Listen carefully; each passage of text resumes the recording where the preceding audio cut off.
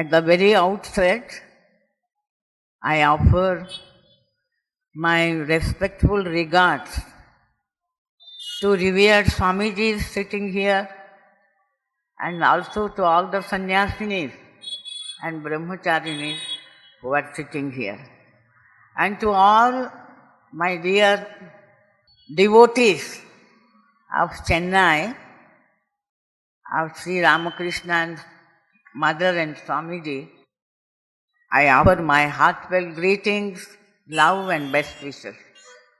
I feel really highly blessed today that I have this opportunity to be with you all in this most holy and sacred place where Swamiji lived for 9 days during his return from his triumphant and glorious, his Western tour. So I feel really blessed that I got this opportunity to be with you all when Chennai is celebrating Swami Vivekananda's Navaratri here. Because the people of Chennai felt so much overjoyed to see the triumphant hero coming back, and they considered his stay here as the highest festival, Navaratri, when they celebrate festival for Divine Mother, and Swamiji's coming for them is equally blessed. So this as Vivekananda Navaratri. And I am very happy to be with you all during these festivals. So first of all, I offer my thanks to revered Swami Gautamanandaji who has given this opportunity to be with you all on this holy day. Now, coming to the subject, today is 7th February. Exactly 120 years ago, Swamiji has come back. To tell you the truth, it is to Chennai and to the people of Chennai belongs the great honor, of discovering Swami Vivekananda. Not only discovering, but insisting upon him that he should go and attend this Parliament of Religion, which is going to be held at Chicago in USA, in America. In the beginning, he was not willing. It is his disciples of Chennai, his devotees of Chennai, who insisted upon him. Not only that, they collected the necessary funds for it, going from door to door, almost begging for it. And it is entirely the credit of this great city, not only to discover and to force him to go to attend this Parliament of Religion, which is indeed a glorious event, not only in the history of India, but in the history of the entire world indeed. So there lies the importance of today. So naturally, when he came back, after nearly 4 years, actually during his triumphant return, they felt so happy and blissful. Especially on the day when he arrived at Egmore station in Madras, in Chennai rather. It was really a sight for gods.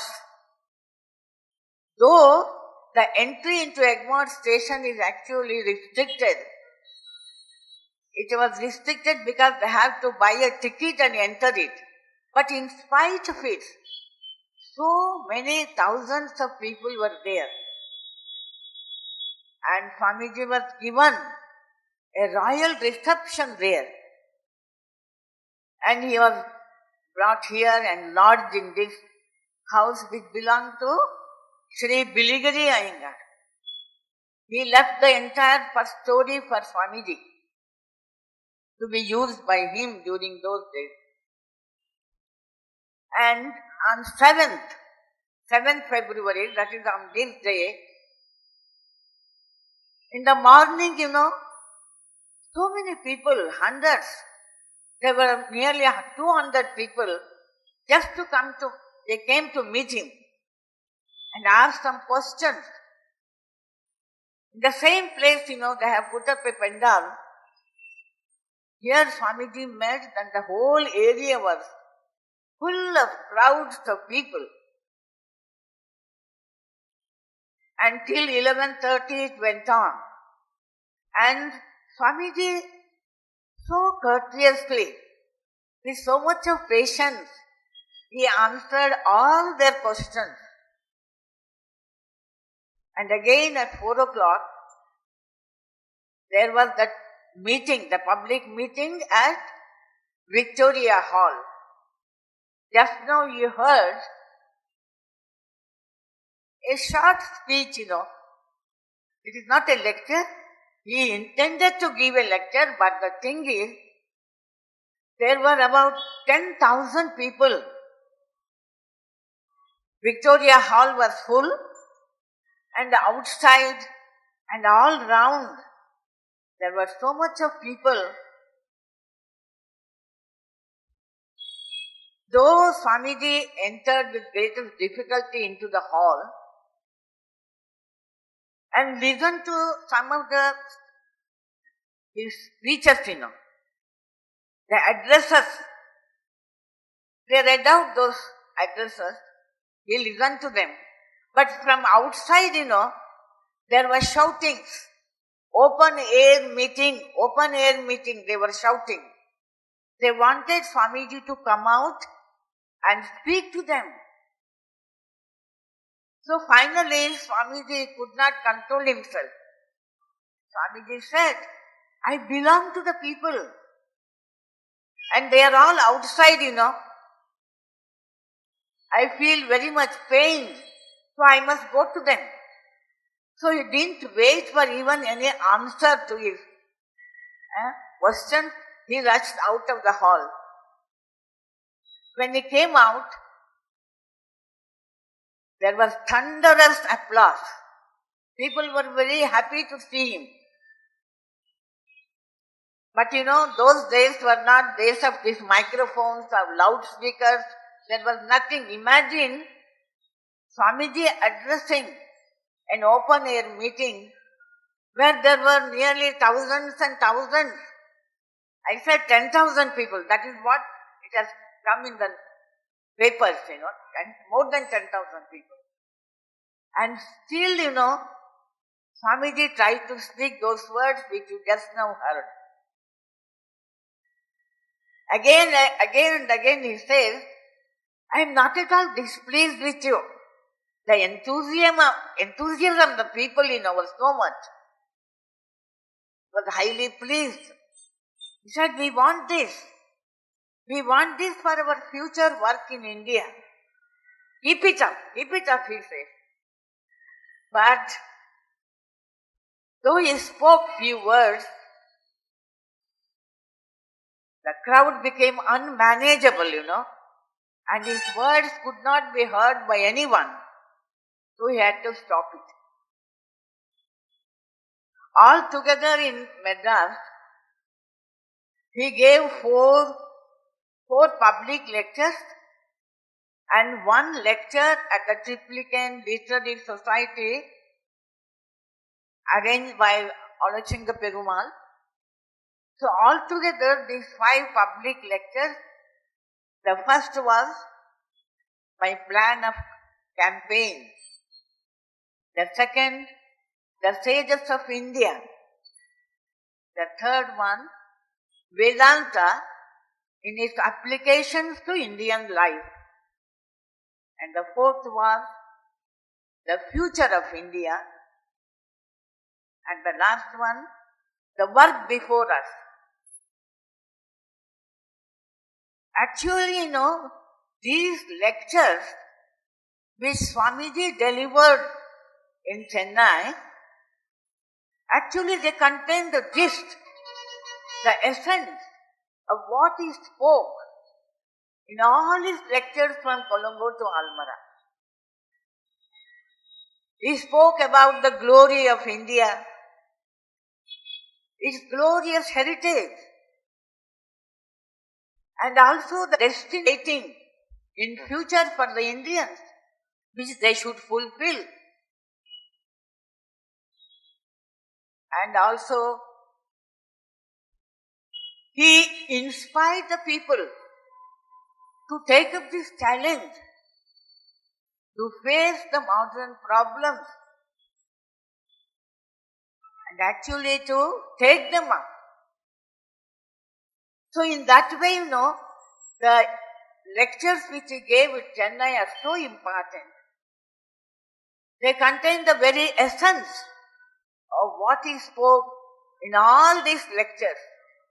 That is why if you study these lectures which he gave in Chennai, you will understand the main points of Swamiji's speeches, which inspired the people, who later fought the freedom struggle of India and ultimately we attained independence. All these things, due to Swamiji only.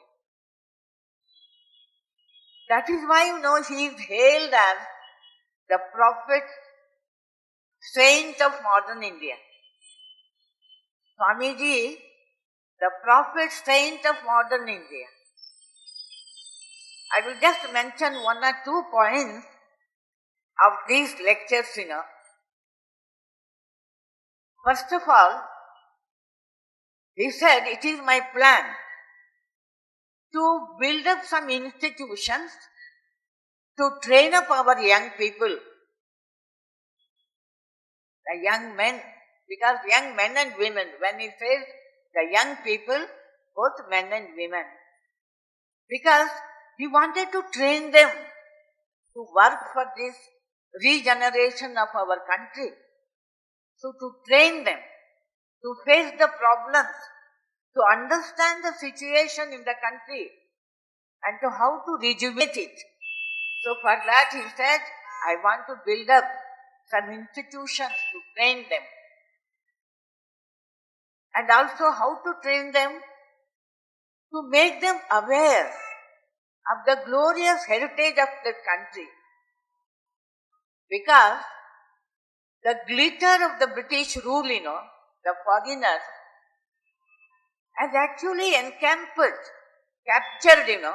the minds of the youth of India, they who were studying in the colleges and all that, they were forgetting their own heritage, the ancient culture. So they must actually know about the past, the glorious past, the glorious heritage of our country first. And then, not only just to know, he also reminded them of what all defects we are having. How to remove this defect also.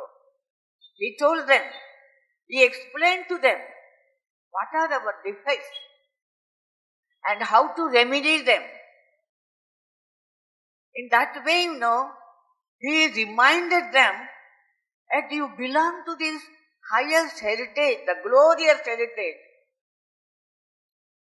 In his speech about this Vedanta and its application in India, he told them what are our scriptures, what treasures our scriptures contain. The Shruti and the Smriti, the Vedanta philosophy which the Upanishad contained. And he told them how You have got that treasure with you. Realize them, understand them, stand upon it, inherit them, realize this greatness, and feel proud about your country.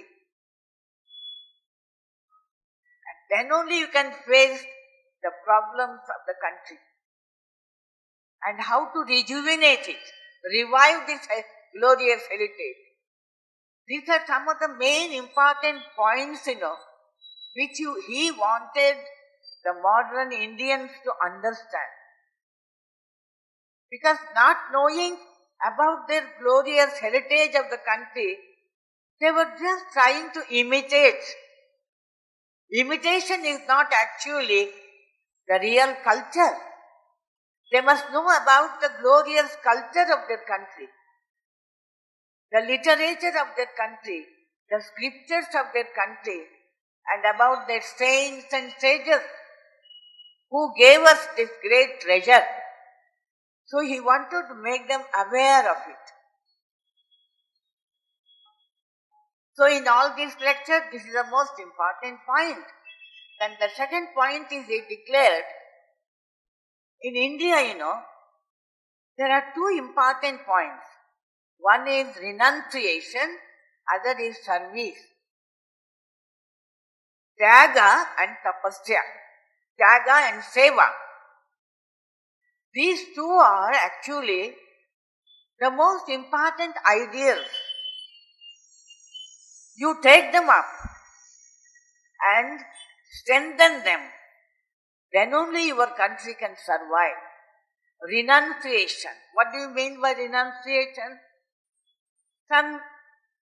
Giving up some items of food or some this thing or that thing. No, not at all. Real renunciation is renunciation of our ego. The flimsy ego is there, This I and mine. This makes a man so selfish. This makes the human beings, so exploitative. This should go before you help others. I know actually giving up your ego, you must realize the inner divinity of your own self, the divine within.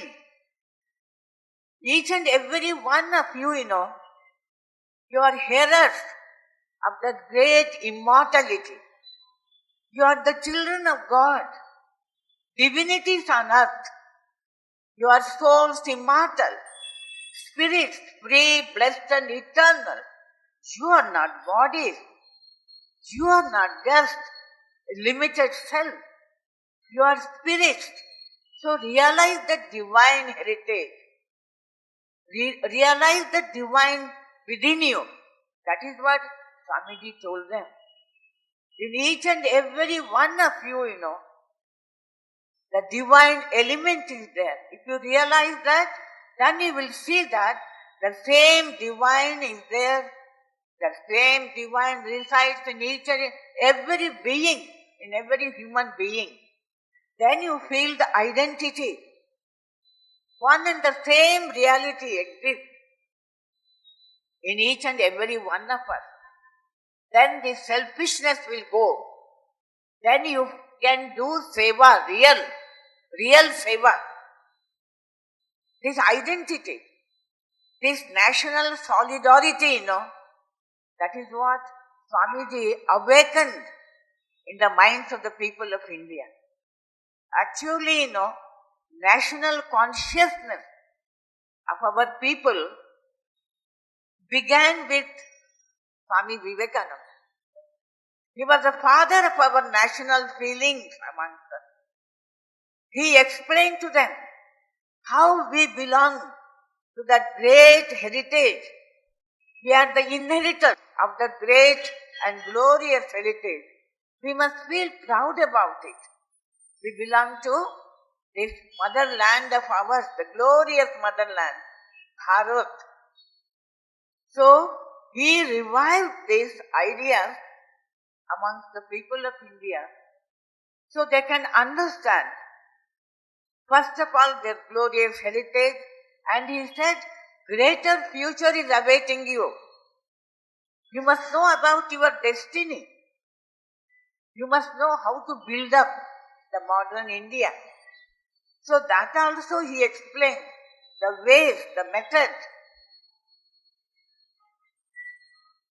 In this way, he tried to make our people aware of the glorious national heritage and feel proud about it. A sense of pride must come. I am an Indian. So that national pride also is actually the heritage which Swamiji gave us. This pride in our country and its heritage. So this national consciousness and national pride, they began in the minds of the people of India because of Swami Vivekananda. In this way, he made us aware of it. And finally, he explained the glorious heritage of our country. Again and again he said, for the next 50 years, this should be our keynote. What is that? Mother India.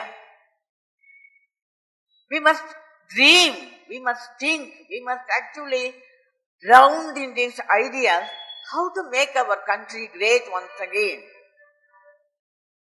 So this Mother India and her greatness and the revival of that heritage once again, that should become the keynote of your life, he declared. So he inspired the people. Again and again he said, for the next 50 years, this should be our keynote. That revival of our country. Remember, exactly after 50 years only, we got our independence. It is in 1947, you remember. So exactly after 50 years, we got our independence. It was all because of Swamiji's blessings. Swamiji only gave us this dream. Yes, you are not little people. You belong to a great country. You are a great people. Remember that. Your greatness, your glorious heritage, you must remember. In that way, he inspired us. And today, our country is independent.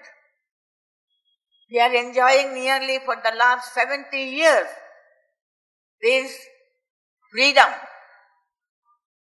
We are the children of a great and glorious free country. And Swamiji has given us this dream how to build up our country. How far we are able to fulfill Swamiji's dream? We must think about it. We must meditate about it. How far we have fulfilled this dream of this glorious future which he has actually handed over to us to fulfill it. How far we have fulfilled it.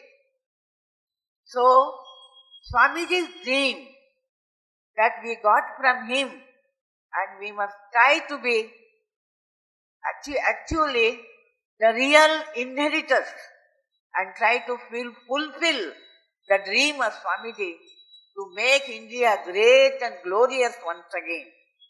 For that, we need once again to remember Swamiji's words, Swamiji's glorious words about our country and its greatness. So this study of these lectures of Swamiji, especially of these Madras lectures which he gave, every one of our children, they must study. They must dream about what he wanted us to do.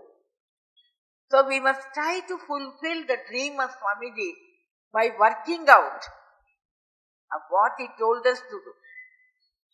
How to make our country once again great and glorious. That should be our dream, isn't it? Swamiji has so much of hopes about us. Today we have actually marched in great strides, of course.